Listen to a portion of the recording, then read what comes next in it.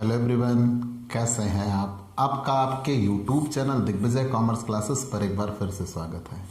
हम आपके लिए अपने इस YouTube channel Digvijay commerce classes पर बीकॉम के सिलेबस के कंपलसरी सब्जेक्ट इनकम टैक्स की पूरी एक सीरीज लेके आ रहे हैं, जिसमें आपको एक तरफ से हर एक रूल और उनके प्रैक्टिकल क्वेश्चन 1 बाय 1 मिलते हैं। आप हमसे जुड़कर अपने कॉमर्स की पढ़ाई एक प्रॉपर वे में पूरी कर सकते हैं। जैसी पढ़ाई आप पाना चाहते हैं, यहाँ बिल्कुल वैसी ही पढ़ाई आपको अवेलेबल कराई जाती है। हम आपकी पढ़ाई का वो नज़रिया, वो अंदाज लेके आते हैं जो ऑफलाइन पढ़ाई या क्लासरूम पढ़ाई में पाते थे। आप हमसे जुड़कर अपनी एग्ज़ाम प्रिपरेशन एकदम शानदार बना सकते हैं। तो प्यारे दोस्तों, अगर आप बीकॉम या एमकॉम के छात्र हैं और अपने किसी भी सब्जेक्ट की स्पेशल कोचिंग क्लासेस पाना चाहते हैं तो आप हमसे जुड़िए। अगर नए जुड़ रहे हैं तो सबसे पहले हमारे इस YouTube channel Digvijay commerce classes को सब्सक्राइब करिए, शेयर करिए, बेल आइकन दबाइए ताकि आपको हमारे लेटेस्ट वीडियोज के अपडेट मिल सकें। आप हमसे पेड क्लास भी ले सकते हैं। पेड क्लास पाने के लिए आप हमारे व्हाट्सएप नंबर पर व्हाट्सएप करिए, मैसेज करिए, आपको पेड क्लास की पूरी जानकारी दे दी जाएगी, जिसमें आप बहुत थोड़े से शुल्क का भुगतान करके हमसे एक रेगुलर क्लास पाते हैं। पीडीएफ मिलेगा, डाउट सेशन रखा जाएगा, क्वेश्चन पेपर सॉल्व कराए जाएंगे। ये सब कुछ पाने के लिए आप हमसे पेड क्लास ले सकते हैं। प्यारे दोस्तों, हम आपके लिए इनकम फ्रॉम अदर सोर्सेज, अन्य साधनों से आय की पूरी एक सीरीज लेके आ रहे हैं। ये आय के 5 शीर्षकों में से सबसे अंतिम और एक महत्वपूर्ण शीर्षक है। कोई भी आय जो प्रथम 4 शीर्षकों में कर योग्य नहीं होती, मतलब प्रथम 4 शीर्षकों में नहीं वैल्यूएट होती, वो अन्य साधनों से आय शीर्षक में ही जाती है। मैंने कई चीज़ों का जिक्र किया था, जैसे लाभांश हुआ, ब्याज हुआ प्रतिभूतियों पर, और फिर उसके बाद आकस्मिक आय हुई, जमीन आदि का किराया हुआ, किसी संपत्ति आदि का किराया हुआ, etc। तो यहाँ आपको ये जानना है कि वे आयें जो कर योग्य होंगी उन्हें सीधा हम जोड़ देंगे, और उनके संदर्भ में अगर कमाने के संदर्भ में कुछ खर्च किया गया तो धारा 57 ये कहती है हमें उसकी छूट भी मिल जाएगी। हम उसके प्रैक्टिकल क्वेश्चन पर आते हैं। एक एक प्रैक्टिकल क्वेश्चन पर मैंने आपको इनकम फ्रॉम अदर सोर्सेज के सारे रूल क्लियर कर दिए थे, और मैंने यहाँ ये विशेष रूप से याद आपको दिलाया है कि अगर कहीं कुछ ऐसा मिले कि जिस पर पहले ही कर कट चुका है तो हम उसे ग्रॉस डब करेंगे, शक्ल बनाएंगे, मतलब वो राशि निकालेंगे जो कि कर कटने के पहले थी, और वही आय में जोड़ा जाएगा। तो क्लियर कट ये रहा। हम आय के 5वें शीर्षक पे हैं। ये सबसे अंतिम और महत्वपूर्ण शीर्षक है। जो आय प्रथम 4 शीर्षकों में वैल्यूएट नहीं होती वो अन्य साधनों से आय शीर्षक में आती है। हम यहाँ जैसे लाभांश, ब्याज और उसके बाद अन्य आकस्मिक आय और भी कोई संपत्ति का किराया, किसी ज़मीन का किराया, ये सब हम अन्य साधनों से आय शीर्षक में ही रखते हैं। हम कोई भी आय प्राप्त करते हैं, उस आय को प्राप्त करने के संदर्भ में अगर हमने कुछ खर्च किया होता है तो उस खर्चे की हमें छूट मिल जाती है। और सबसे बड़ी बात, ये विशेष रूप से याद रखना, अगर हमें कहीं कोई ब्याज प्राप्त हो रहा है, विशेषतया प्रतिभूतियों पर या लॉटरी आदि से आय प्राप्त हो रही है, तो हमें यहाँ ये ध्यान देना होगा, क्वेश्चन में जीत लिखा है कि प्राप्त लिखा है। अगर जीत लिखा है तो मतलब वो पूरा फुल अमाउंट दिया है जो हमने जीता है, और अगर प्राप्त लिखा है तो इसका मतलब है टीडीएस कटने के बाद है, और अगर टीडीएस कट चुका है तो हम शक्ल बनाएंगे, मतलब हम वो राशि निकालेंगे जो कर कटने के पहले थी। तो आइए हम इलस्ट्रेशन 3 पर चलते हैं। एक एक तरफ से हम आपको एक एक इम्पॉर्टेंट क्वेश्चन निकालते हुए चलेंगे। इलस्ट्रेशन 3, श्री हरि गोपाल आगरा से संसद सदस्य हैं। सबसे बड़ा नियम, संसद सदस्यों को जो वेतन मिलता है वो अन्य साधनों से आय होता है। क्यों? क्योंकि इनका मालिक और कर्मचारी का संबंध नहीं बनता, इसलिए इनके लिए वेतन ना होकर जो भी वेतन इनको मिलता है वो अन्य साधनों से आय होता है। तो श्री हरि गोपाल आगरा से संसद सदस्य हैं। गत वर्ष 19-20 में उसकी आय निम्न थी। संसद सदस्य के रूप में उसे 4,000 रुपये मासिक वेतन तथा संसद के सत्रों में उपस्थित होने का दैनिक भत्ता 20,000 रुपये प्राप्त किया। उसके पास निम्न विनियोग थे। बैंक में 10% पर अस्थायी जमा 10,000 रुपये, ब्याज वार्षिक जमा होता है। एक सहकारी समिति से उसे 500 रुपये लाभांश प्राप्त हुआ। वर्ग पहेली में वह 8,000 रुपये जीता। 1 सितंबर 2019 को उसने अपने मकान बनवाने के लिए भूमि खरीदी और धन की कमी के कारण वह अपना मकान नहीं बनवा सका। अतः उसने 1 नवंबर 2019 को यह भूमि 150 रुपये प्रतिमाह किराए पर उठा दी। आगे उसने मिस्टर कृष्ण गोपाल को मशीन फर्नीचर के साथ भवन भी 5,000 रुपये प्रतिमाह किराए पर उठा दिया है और उसने गत वर्ष में मशीन फर्नीचर तथा भवन की मरम्मत पर 1,500 रुपये व्यय किए और इन संपत्तियों के संबंध में गत वर्ष का ह्रास 10,000 रुपये स्वीकृत हुआ। श्री हरि गोपाल की अन्य साधनों से आय शीर्षक की कर योग्य आय की गणना कीजिए। तो चलिए हम एक तरफ से मिस्टर हरि गोपाल की अन्य साधनों से आय निकालते हैं और वही आय निकालेंगे जो कि कर योग्य होगी। प्रश्न इतना बड़ा है लेकिन हम एक एक चीज़ वैल्यूएट करते हुए चलेंगे। आपको हम कुछ एक क्वेश्चन बताते हैं, फिर कुछ आप लगाइएगा और वहीं पे कंप्लीट होता है। ठीक, तो computation of illustration 3, computation of taxable income from other sources, taxable income from other sources, computation of taxable income from other sources। ठीक, for the assessment year 2020 and 2021, 2020 और 2021। ठीक, अन्य साधनों से आय निकालते हैं। अब एक तरफ से जितनी चीजें कर योग्य होंगी वही हमें यहां शामिल करना है और जो करमुक्त होंगी उनको हम छोड़ देंगे। हम एक एक चीज़ की ओर बढ़ चलते हैं। पूरे क्वेश्चन में मैंने आपको हर एक एक बातें मेंशन कर दी। अब जितनी चीज़ें कर योग्य होंगी वो हम जोड़ते चलेंगे, जो करमुक्त होगी वो छोड़ देंगे और जिनकी छूट मिलनी होगी वो घटा देंगे। देखते हैं। संसद सदस्य के रूप में उसे 4,000 रुपये मासिक वेतन मिलता है। मैंने पहले ही कहा कि जब संसद सदस्य को वेतन मिलता है तो वो वेतन ना होकर अन्य साधनों से आय होता है। क्यों? क्योंकि यहाँ पे मालिक और कर्मचारी का संबंध नहीं होता। Salary as member of parliament.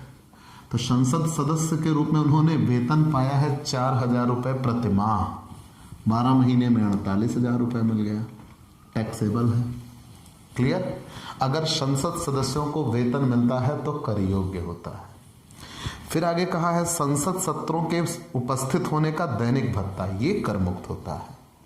संसद सदस्यों को अगर वेतन मिलता है तो कर योग्य, और दैनिक सत्र में उपस्थित होने के लिए जो भत्ता मिलता है वो कर मुक्त, छोड़ दिया। उसके पास निम्न विनियोग थे। बैंक में 10% अस्थाई जमा पर 10,000 रुपये ब्याज।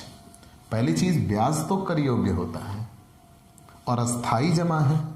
अगर अस्थाई जमा पर ब्याज 10,000 रुपये से ज्यादा होता है तो टीडीएस कटता है। यहां ऑलरेडी ब्याज 10,000, यहां जमा इन्होंने 10,000 रुपये किया हुआ है और 10,000 रुपये जब ब्याज जमा किया हुआ है और 10,000 कह रहे हैं बैंक में 10% पर अस्थाई जमा 10,000 रुपये, इन्होंने 10,000 रुपये जमा किया हुआ है और जिन पर इनको कितने प्रतिशत ब्याज मिलेगा? 10%। तो ब्याज तो कर योग्य है लेकिन मुद्दा टीडीएस का है। तो मैंने कहा अगर अस्थाई जमा पर ब्याज 10,000 रुपये से ज़्यादा होता है तो टीडीएस कटता है।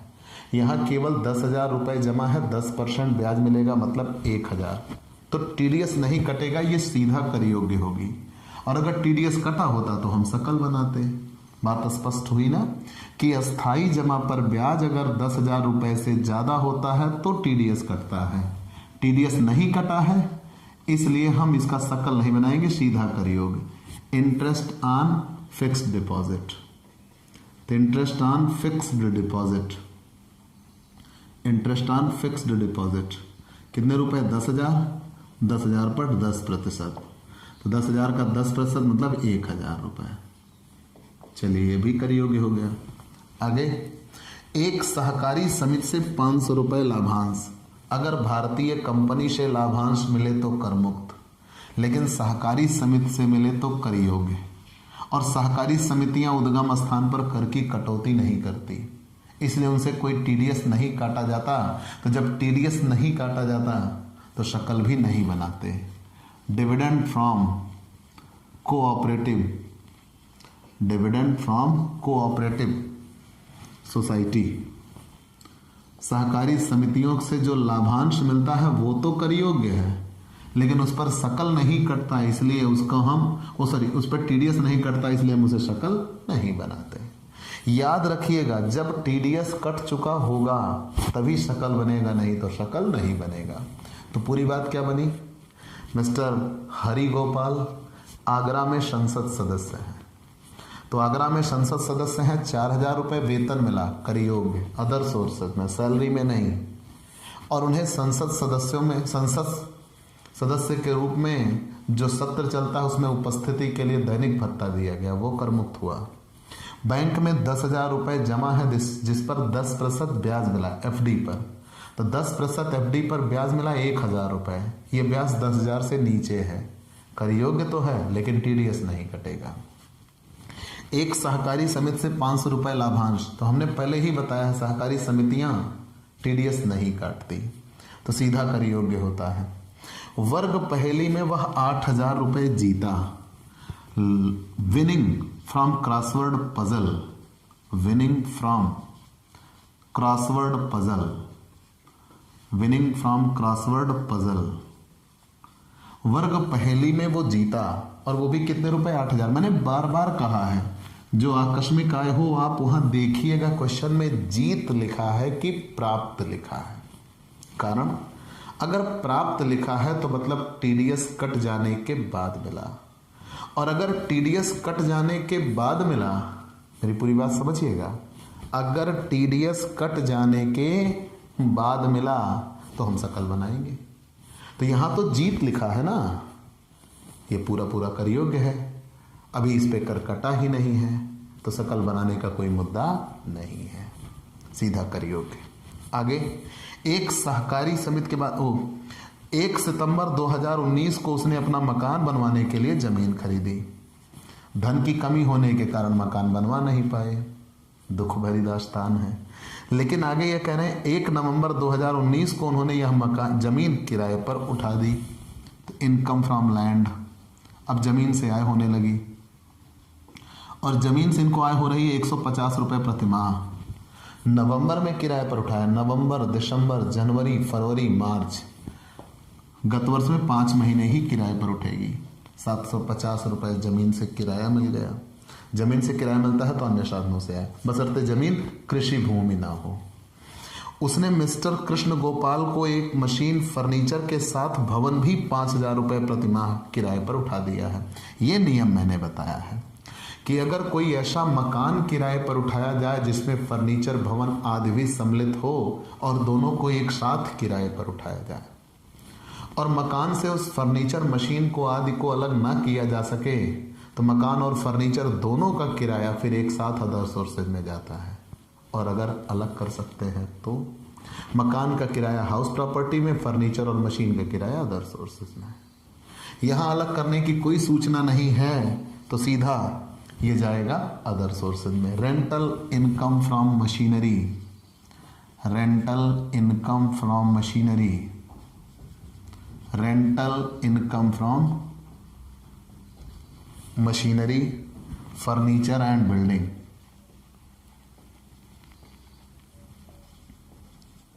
फर्नीचर एंड बिल्डिंग, वो भी 5,000 रुपये प्रति माह। तो 12 महीने में कितने रुपए मिल गए? 60,000 रुपये मिल गए। 12 महीने में 60,000 रुपये मिल गए। चलिए, अब यहाँ इनके कुछ खर्चे दिए हुए हैं।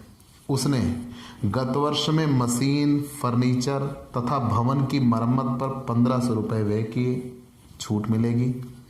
और इन संपत्तियों के संबंध में गत वर्ष का ह्रास कितने रुपए स्वीकृत हुआ? 10,000, उसकी भी छूट मिलेगी। तो पहले ये जोड़ लेते हैं। 48,000, 1,000, 49,000 हो गया, 500, 8,000, 750, 60,000, 1,18,250, 1,18,250 ये ग्रॉस है। लेस स्वीकृत खर्चों की छूट मिल जाएगी। एक्सपेंसेस एडमिसिबल, एक्सपेंसेस एडमिसिबल, स्वीकृत व्ययों की छूट मिल जाएगी, एडमिसिबल। और कितने? रिपेयर एक्सपेंसेस, रिपेयर आदि के लिए इन्होंने कितने छूट पाई है? 1,500 रिपेयर आदि के लिए छूट पाई है। फर्नीचर तथा भवन मरम्मत आदि पर कितने रुपए व्यय मिले हैं? व्यय की छूट मिली है 1,500। मतलब इन्होंने फर्नीचर, मशीन और भवन जो किराए पर उठाया उसकी मरम्मत पर इन्होंने 1,500 रुपये व्यय किया है, तो उसकी छूट मिल जाएगी। और इस पर संपत्तियों पर गत वर्ष का ह्रास, डेप्रिसिएशन, डेप्रिसिएशन, उसकी भी इन्हें छूट मिल जाएगी 10,000। तो टोटल छूट मिल जाएगी 11,500, टोटल छूट मिल जाएगी 11,500, 1,06,750। Taxable income from other sources, taxable income from other sources,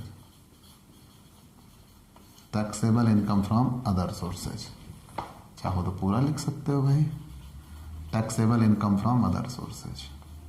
clear? ऐसे ही ये क्वेश्चन सॉल्व किया जाता है। इलस्ट्रेशन 4 की ओर बढ़ चलते हैं। इलस्ट्रेशन 4, डॉक्टर बिजली। बढ़िया सवाल, खूबसूरत प्रश्न। आप इसका स्क्रीनशॉट ले लीजिए जी, बहुत अच्छे। डॉक्टर बिजली पेपर में आया हुआ क्वेश्चन है। डॉक्टर बिजली,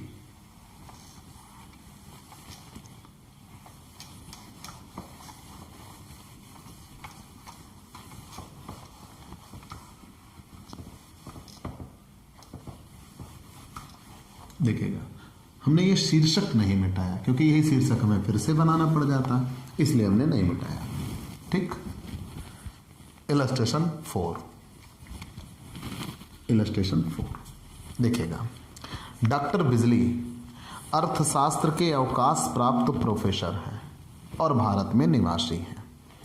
कर निर्धारण वर्ष 2020-21 के लिए अन्य साधनों से आय शीर्षक की कर योग्य आय की गणना करने के लिए वो अपनी निम्न आय आपके समक्ष प्रस्तुत करता है। ठीक। कैसे? वह स्कूलों के लिए एक पाठ्य पुस्तक का लेखक है जिससे उसे 45,000 रुपये की सकल रॉयल्टी एक मुश्त मिलती है जो कॉपीराइट के हस्तांतरण के प्रतिफल में है, और इस राशि में से वह निम्न कटौतियों की मांग करता है। एक क्लर्क का वेतन जो उसके लिए सूचनाएं व तथ्य एकत्रित करता है तथा अंतिम प्रूफ भी पढ़ता है, 24,000 रुपये। फिर आगे कह रहे हैं 1,200 रुपये का टेलीफोन बिल जो पुस्तक के प्रकाशन तथा विक्रय के संबंध में तथा पुस्तक का नया संस्करण छपने के संबंध में हुआ था। लेखों से आय जो इकोनॉमिक टाइम्स तथा ईस्टर्न इकोनॉमिस्ट में प्रकाशित हुए थे, 3,000 रुपये। वह एक किराए के मकान में रहता है जिसका वह 3,000 रुपये मासिक किराया देता है और उसके परिवार के लिए मकान बहुत बड़ा है, अतः उसने मकान का 1/3 भाग पुनः 1,500 रुपये प्रतिमाह किराए पर उठा दिया है। और डॉक्टर बिजली ने पूरे मकान का नगर पालिका कर 1,500 रुपये चुकाने का दायित्व तथा चालू मरम्मत का दायित्व जो 6,000 रुपये है अपने ऊपर लिया हुआ है। ठीक। चलिए आगे बढ़ जाते हैं। फिर कह रहे हैं गत वर्ष में उसने 6,000 अपने ऊपर लिया हुआ। डॉक्टर बिजली ने क्रिश्चियन इंस्टीट्यूट में व्याख्यान देने का 250 रुपये प्रति व्याख्यान प्राप्त किया और गत वर्ष में उन्होंने 24 लेक्चर दिए हैं। वह कई विश्वविद्यालयों में परीक्षक है और इस मद से उसे 7,000 रुपये का पारिश्रमिक प्राप्त हुआ। उसकी अन्य आय हैं ताश के खेल तथा शर्त से जीत 6,500, शतरंज के खेल से जीत 1,000 और इंग्लैंड की सरकार के बांड पर 500 रुपये ब्याज प्राप्त हुआ। एक जनता के सारवान हित वाली कंपनी से 2,000 रुपये का लाभांश अकाउंट पे चेक द्वारा प्राप्त किया गया। चलिए, तो परफेक्ट क्वेश्चन है। डॉक्टर बिजली अर्थशास्त्र के एक अवकाश प्राप्त प्रोफेसर हैं, रिटायर हो चुके हैं। तो रिटायर हो चुके हैं तो ध्यान दीजिएगा, वेतन की भी चीज़ें आ सकती हैं। वह स्कूल के लिए एक पाठ्य पुस्तक लिखते हैं। तो स्कूल से जो उन्हें वेतन मिलता था वो तो सैलरी थी, लेकिन यहाँ पे ये कहा गया वो पुस्तक लिखते हैं और पुस्तक लिखने के लिए 45,000 रुपये की उन्हें रॉयल्टी मिली। वो अदर सोर्सेज है, income from royalty, income from royalty, income from royalty, income from royalty. और वो भी कितने रुपए? 45,000। लेकिन 45,000 रुपये रॉयल्टी तो मिली है, लेकिन इस रॉयल्टी को पाने के लिए उन्होंने कुछ खर्च भी किया है। कह रहे हैं वो निम्न खर्चों की मांग करता है। कैसे खर्च की मांग करता है? एक क्लर्क का वेतन जो उसके लिए सूचनाएं व तथ्य इकट्ठा करता है और अंतिम प्रूफ भी पढ़ता है, और उसको ये कितने रुपए देते हैं? 24,000 रुपये क्लर्क सैलरी। उसी रॉयल्टी के संदर्भ में है, इसलिए रॉयल्टी से ही घटेगा ये 24,000 रुपये। आगे रॉयल्टी से ही 24,000 रुपये ये घटेगा, 24,000 रुपये। आगे 1,200 रुपये का टेलीफोन व्यय हुआ जो पुस्तक के प्रकाशन तथा विक्रय के संदर्भ में नया संस्करण छापने के संदर्भ में हुआ था। टेलीफोन एक्सपेंसेस, उसकी भी छूट मिलेगी 1,200।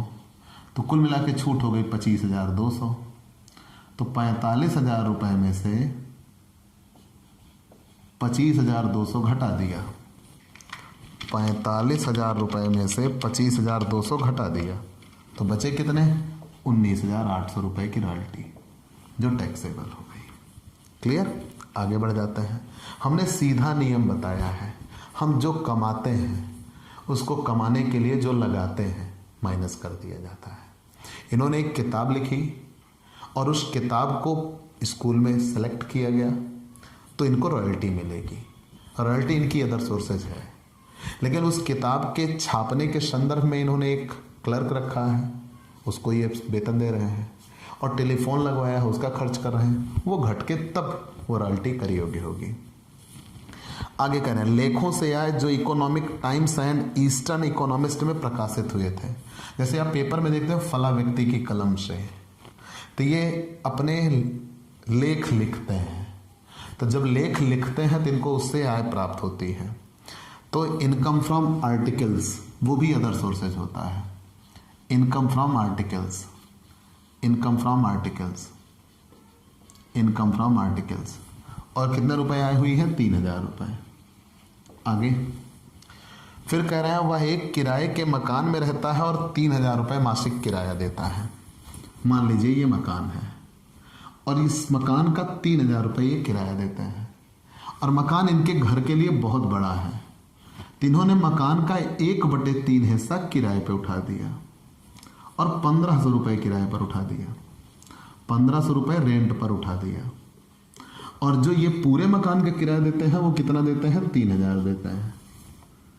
तो ये जब मकान 2 टुकड़ों में टूट गया, एक मकान 1/3 और एक मकान 2/3, ध्यान दीजिएगा, कह रहे हैं वह एक किराए के मकान में रहते हैं जिसका वो 3,000 रुपये किराया देते हैं। यहाँ तक तो ठीक था, ये कोई आय नहीं थी, इनकी व्यय था। लेकिन कह रहे हैं उसके परिवार के लिए मकान बहुत बड़ा है, अतः उसने मकान का 1/3 भाग पुनः 1,500 रुपये प्रतिमाह किराए पर उठा दिया। तो जब मकान इनके लिए बहुत बड़ा है तो इन्होंने उसका 1/3 हिस्सा फिर से किराए पर उठा दिया। तो पूरे मकान का किराया है 3,000 रुपये जो ये देते हैं, लेकिन अब हम 1/3 और 2/3 कर दिए तो 1/3 का किराया होगा 1,000 और 2/3 का किराया होगा 2,000। तो जो मकान 2,000 किराया दे रहा है जिस हिस्से के लिए, उसमें तो स्वयं रहता है, और जिस हिस्से का किराया 1,000 रुपये है उसको इन्होंने किराए पर उठा दिया है। मतलब किराए पे लेके किराए पे उठाया, सिकमी किराया, उप किराएदारी। तो पूरी बात समझिएगा, एक मकान है, उस मकान का 3,000 किराया दिया, 2 हिस्से में रह रहे हैं और एक हिस्सा किराए पे उठा दिया। किराए पे लेके किराया उठा दिया, तो जब किराए पर लिया है तो किराया दे रहे हैं 1,000, और जब किराया पर उठा रहे हैं तो इन्हें किराया मिल रहा है 1,500। ठीक, तो आगे बढ़ते हैं। तो income from subletting, income from subletting, उप किराएदार से इनको पैसा मिला। सबलेटिंग 1,500 रुपये प्रतिमाह इन्हें मिल रहा है, तो 12 महीने में इन्हें मिल जाएगा 18,000 रुपये। लेकिन उप किराएदारी के संदर्भ में इन्होंने खर्च किया हुआ है रेंट, रेंट फॉर 1/3 हाउस। तो 1/3 मकान का किराया ये दे भी रहे हैं, 1,000 रुपये प्रतिमाह, तो 12 महीने के लिए 12,000 इन्होंने किराया दिया है। और आगे क्या क्या खर्च हुए हैं ज़रा देखिएगा।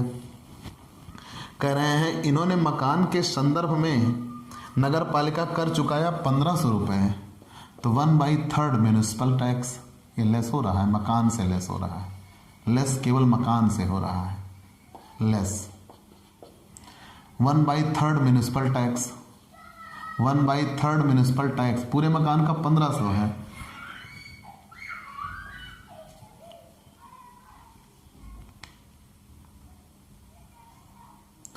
पूरे मकान का म्यूनिसिपल टैक्स 1,500 है, तो 1/3 म्यूनिसिपल टैक्स कितना होगा, 500 रुपये। चलिए वो घट गया।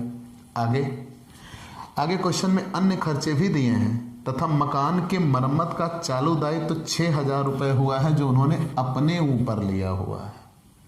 तो मकान के मरम्मत का चालू दायित्व, तो चालू दायित्व रिपेयर, तो 1/3 of repair, 1/3 of repair of house, 1/3 of repair, repair 1/3 of repair of house.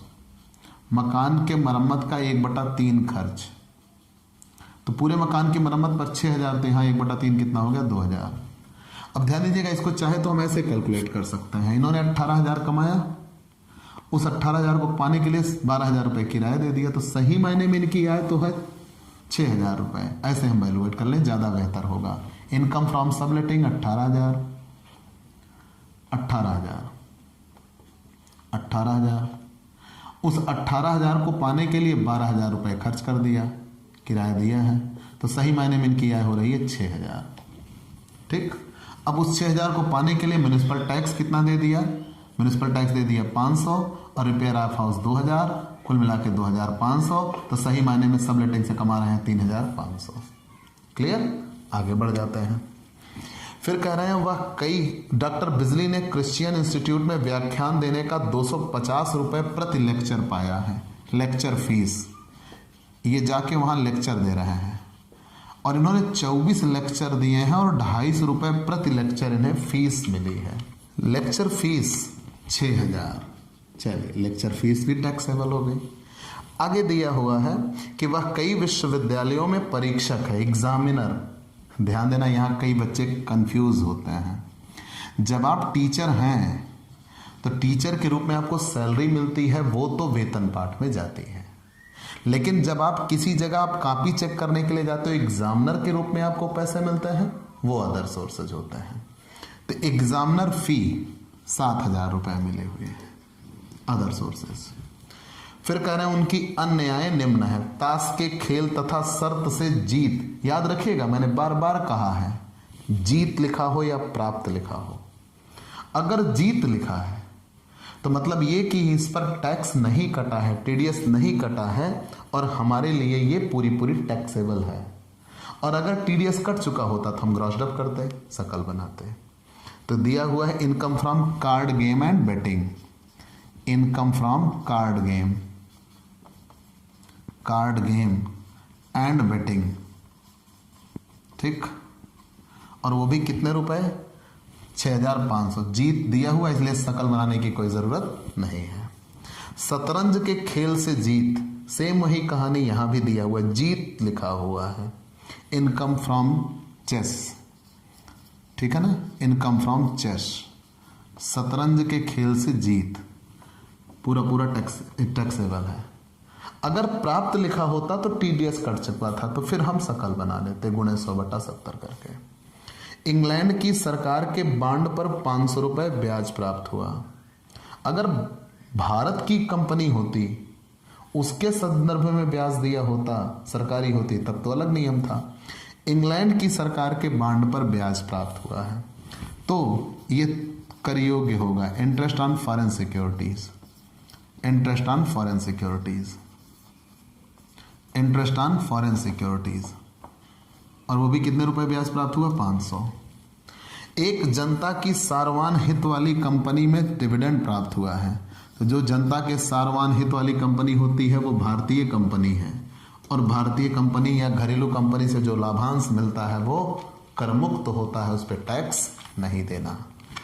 19,800 plus 3,000, 3,500, 6,000, 7,000, 6,500, 1,500, 47,300। और कोई भी छूट नहीं दिखी है, तो taxable income from other sources, taxable income from other sources, taxable income from other sources. ठीक, चलिए हमने ये भी वैल्यूएट कर लिया। अब सीधे हम आते हैं इलस्ट्रेशन 5 की ओर। इलस्ट्रेशन 5 एकदम बेहतर से बेहतर क्वेश्चन है। और याद रखिएगा, जो ये 1/3 हिस्सा था, इसके संदर्भ में जितने खर्चे थे, मकान का 1/3 किराया छूट मिल गई, मकान के 1/3 नगर पालिका कर की छूट मिल गई, मकान के 1/3 मरम्मत की छूट मिल गई। लेकिन जो 2/3 हिस्से में स्वयं रह रहे हैं, उनके निजी खर्चे हैं, उनकी छूट नहीं मिलती। धारा 58 ने ये कहा था। चलिए फिर हम आते हैं इलस्ट्रेशन 5 की ओर। इलस्ट्रेशन 5, इलस्ट्रेशन 5 फॉर्मेट ऐसे ही क्वेश्चन सॉल्व होंगे। ऊपर शीर्षक बना ही हुआ है, हम उसे नहीं मिटाने जा रहे हैं, वैसे के वैसा बना रहने देते हैं। इलस्ट्रेशन 5 सॉल्व करते हैं। ठीक, इलस्ट्रेशन 5 सॉल्व करते हैं। इलस्ट्रेशन 5, चलिए इलस्ट्रेशन 5, इलस्ट्रेशन 5 देखिएगा। श्री ललित जो भारत में साधारण निवासी हैं, कोई ललित नाम का व्यक्ति है, भारत में साधारण निवासी है, को वित्तीय वर्ष 2019-20 में निम्न आयें हुई हैं। कैसी? संचालक शुल्क मिला हुआ है। ठीक, कितने रुपए? 2,000। पाकिस्तान स्थित कृषि भूमि से आए 5,000। पठानकोट में स्थित भूमि से किराया 10,000। डाकघर बचत बैंक खाते पर ब्याज 100 रुपये। भारतीय औद्योगिक वित्त निगम में जमा पर ब्याज 500। विदेशी कंपनी से लाभांश 700। सिक्किमी किराएदार से किराया मिला 26,250। सिक्किमी किराएदारी पर दिए गए मकान का श्री ललित द्वारा देय किराया 12,000। सिक्किमी किराए पर दिए गए मकान पर किसी किए गए अन्य व्यय 1,000। घुड़दौड़ जीत राशि 12,300 और प्रतिभूतियों से ब्याज 4,000। कर निर्धारण वर्ष 2020-21 हेतु अन्य साधनों से शीर्षक में श्री ललित की कुल आय की गणना आपसे अपेक्षित है। तो computation of taxable income from other sources. Shri Lalit Bharat में साधारण निवासी हैं, ये बात विशेष रूप से याद रखिएगा, क्योंकि निवासी पाठ के नियमों को लागू करके किसी भी क्वेश्चन को गलत किया जा सकता है। ये सबसे बड़ा रूल होता है। तो ये निवासी होते हैं, तो अगर इनको भारत में प्राप्त होता है तो भी कर योग, भारत में मान के चलिए इन्होंने कमाया होता है तो भी कर योग, भारत से नियंत्रण होता है तो भी कर योग, और विदेश की आय होती है तो भी कर योग। आगे बढ़ जाते हैं। तो श्री ललित जो भारत में साधारण निवासी हैं, संचालक शुल्क मिला, तो संचालकों को वेतन भी अगर लिखा होता तो वो सैलरी में नहीं जाता, वो अदर सोर्सेज ही आता है। डायरेक्टर फीस 2,000 रुपये। आगे ये टोटल दिया, नॉट मंथली, नहीं दिन 12 करने लगे। पाकिस्तान स्थित कृषि भूमि से आए, यहाँ पे आपको उन्होंने फंसाने का प्रयास किया। कृषि भूमि से आए, कृषि आय होती है, कर मुक्त होती है, लेकिन भारत की, ये तो पाकिस्तान की है।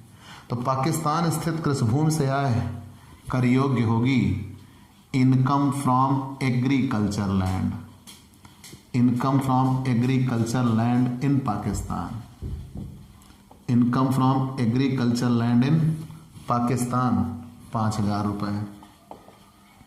आगे, पठानकोट में स्थित भूमि से किराया, पठानकोट तो भारत में है लेकिन ये जमीन कृषि भूमि नहीं है, तो कृषि भूमि से किराया कृषि आय होती है, अन्य जमीन से किराया कृषि आय नहीं होता।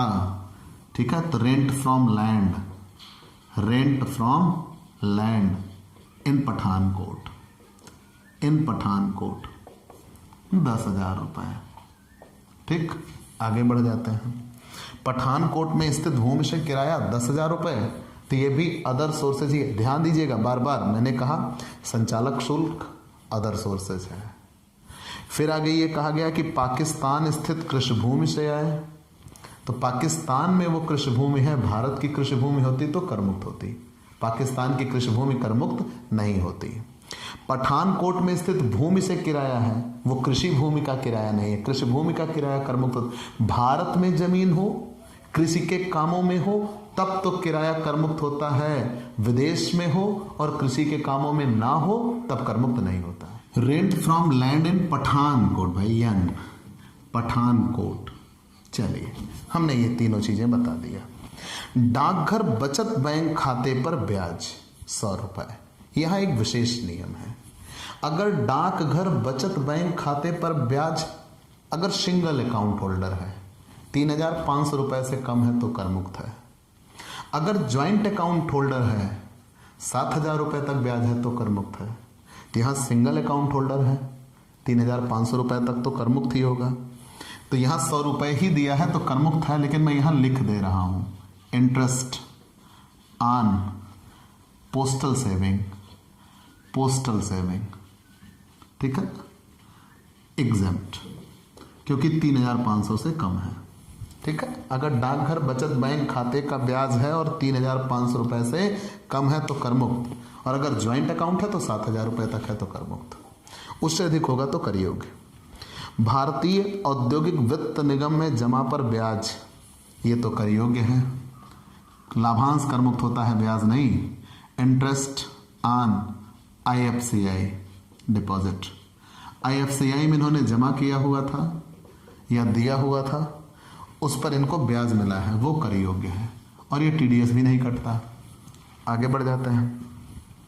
क्वेश्चन में दिया हुआ है विदेशी कंपनी से लाभांश 700 रुपए, भारतीय कंपनी का लाभांश करमुक्त, विदेशी कंपनी का लाभांश कर योग्य, और दूसरी चीज ये साधारण निवासी इसलिए कर योग्य हुआ, असाधारण निवासी तो कर योग्य ना होता। डिविडेंड फ्रॉम फॉरेन कंपनी, अगर यही क्वेश्चन होता, लिखा होता कि ये अनिवासी हैं, तो फिर ये कर योग्य ना होता, फिर ये निवासी के चौथे पार्ट में जाता है, और वहां केवल साधारण निवासी के लिए कर योग्य होता, साधारण निवासी के लिए कर योग्य नहीं होता।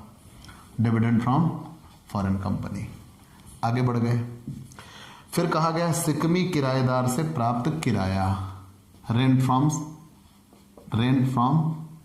सबलेटिंग, सिक्किमी किराएदार से प्राप्त किराया, तो rent from subletting, rent from subletting, सिक्किमी किराएदार से प्राप्त किराया 26,250 रुपए, लेस 26,250 रुपए लेस। सिक्किमी किराएदारी के संदर्भ में इन्होंने कुछ खर्च किया हुआ है, मतलब जो मकान इन्होंने किराए पर लिया होगा उसको किराए पर दिया है, इसीलिए उसको सिक्किमी किराया कहते हैं। अगर आपका खुद का मकान होता तो मकान से किराया कहते हैं, वो हाउस प्रॉपर्टी। सिक्किमी किराया उसे कहते हैं आपने मकान किराए पर लिया और उसको फिर से किसी दूसरे को किराए पे दिया, सिक्किमी किराया। अदर सोर्सेज, तो मकान किराए पर लेके मकान किराए पर दे देते हो तो जो किराया आप चुकाते हो उसकी आपको छूट मिलनी चाहिए। सिक्किमी किराए पर दिए गए मकान पर इन्होंने जो किराया दिया है वो rent of house, rent paid कितने रुपए किराया दिया, 12,000, तो सही मायनों में इनको 14,250 रुपए क्या हुई और खर्चा दिया हुआ है। चलिए भाई उस खर्चे को भी घटा देते हैं। और कौन सा खर्च दिया हुआ है, सिक्किमी किराए पर दिए गए अन्य व्यय, अदर एक्सपेंस, मकान के अन्य खर्च 1,000, ठीक, तो 13,000 रुपए इन्होंने खर्च किया, 26,250 में से। तो 26,250 में से 13,000 खर्च कर दिया, मतलब कितने बचेंगे? 13,250। आगे बढ़ गए। फिर कहा है घुड़दौड़ से जीत राशि। घुड़दौड़ से जीत, मैंने बार बार कहा अगर प्राप्त लिखा है तब तो दिक्कत है। टीडीएस कट चुका है, टीडीएस कट चुका है तो हम शकल बनाएंगे, और अगर प्राप्त नहीं लिखा है, जीत लिखा है, तो मतलब कोई दिक्कत नहीं। हॉर्स विनिंग, हॉर्स विनिंग पूरा पूरा टैक्सेबल। हॉर्स विनिंग, और कितने रुपए घुड़दौड़ से जीत? 12,300। और आगे, प्रतिभूतियों से ब्याज, इंटरेस्ट ऑन सिक्योरिटीज, कुछ नहीं कहा है तो कर योग्य मानेंगे और सीधा कर योग्य होगा। इस पर किसी भी प्रकार के, मैंने कहा था जब ब्याज निकाल के दिया होगा तो हम ये मान लेंगे कि भैया ये आसानी से इस पर किसी भी प्रकार का कोई टीडीएस नहीं हुआ है। तो इंटरेस्ट ऑन सिक्योरिटीज 4,000 रुपये। चलिए अब जोड़ लगा लेते हैं। एक तरफ से 5 2 7 10 17, 17,700, 500, 13,250 और 12,300, 4,000, 47,750, 47,750। Income from other sources, income from other sources. ठीक, ऐसे ही क्वेश्चन सॉल्व होता है। और सबसे बड़ी बात, question number illustration 6th and 7th, ये दोनों आप लगाने की ज़रूर से ज़रूर कोशिश करिएगा। हाँ, अगर कहीं हिंदू अविभाजित परिवार से हिस्सा आपको मिल जाए तो वो कर मुक्त है। कृषि आय आपको मिल जाए तो कर मुक्त है, फिर वो कहीं नहीं जाता। लेकिन इलस्ट्रेशन 6 और इलस्ट्रेशन 7 आप लगाने का प्रयास करिएगा। हम इलस्ट्रेशन 8 से आपके लिए अगली क्लास में लेके आएंगे। तो आपको ये क्लास कैसी लगी हमें ज़रूर बताइएगा। आपके लाइक और कमेंट का इंतज़ार रहेगा।